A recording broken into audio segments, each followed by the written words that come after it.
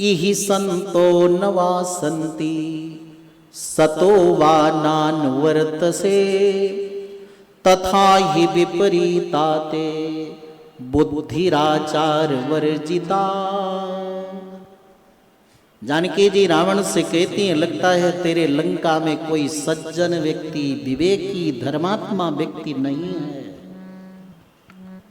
और अगर है भी तो तेरा उससे संपर्क नहीं है, और यदि संपर्क भी है तो तुझे अयोग्य अनधिकारी जानकर वो तुझे उपदेश नहीं करता, और अगर उपदेश भी वो करता है तेरे को तो अहंकार के कारण उसका उपदेश तो ग्रहण नहीं कर पाता, इसीलिए तेरा इतना चारित्रिक पतन हुआ है, संभल जा।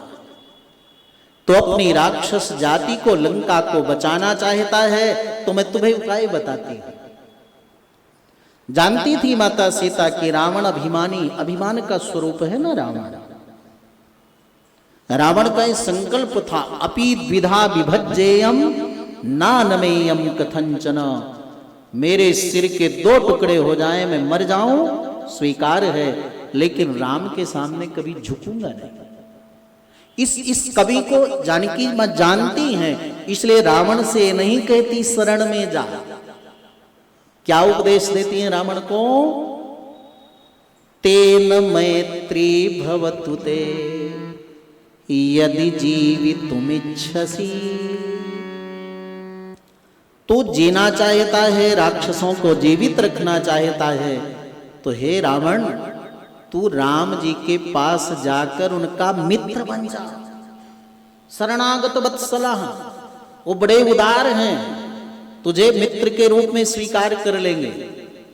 दास बनने को नहीं कहा माता सीता ने, दास तो नीचे बैठेगा, मित्र साथ में बैठेगा। तेन मैत्री भवतु ते, ऐसा बहुत सारा उपदेश जानकी जी ने किया, जैसे कुपुत्र को भी मां समझाती है, समझाने के लिए गई कि उसके माध्यम से सारे जीवों को भगवान के चरण शरण में जाने की प्रेरणा में दे सकूं। जैसे मां कोई बच्चे को देखे कि कीचड़ में, गड्ढे में, आग में कूद रहा है, तो मां बिना देखे सुने उसको जलेगी, मरेगी, कुछ बिना देखे बच्चे को बचाने के लिए कूद पड़ती है। वैसे संसार रूपी, नरक रूपी उस नगरी में, लंका में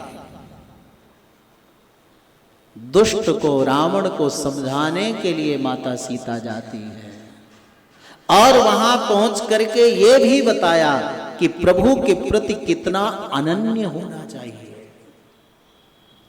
जब रावण ने बहुत लालच दिया, बहुत लोभ दिया, बहुत सताया, बहुत डराया, बहुत धमकाया, तो जानकी जी एक ही वचन कहती है, अनन्या राघवेणाहं भास्करेण प्रभा यथा। मैं प्रभु राम की अनन्या हूं, ना अन्यः इति अनन्यः। माने इस चरित्र से लंका में जाकर प्रभु के प्रथम वियोग से जानकी जी ये बताना चाहती हैं कि मैं जगत माता हूं। कुपुत्र को समझाते हुए सुंदरकांड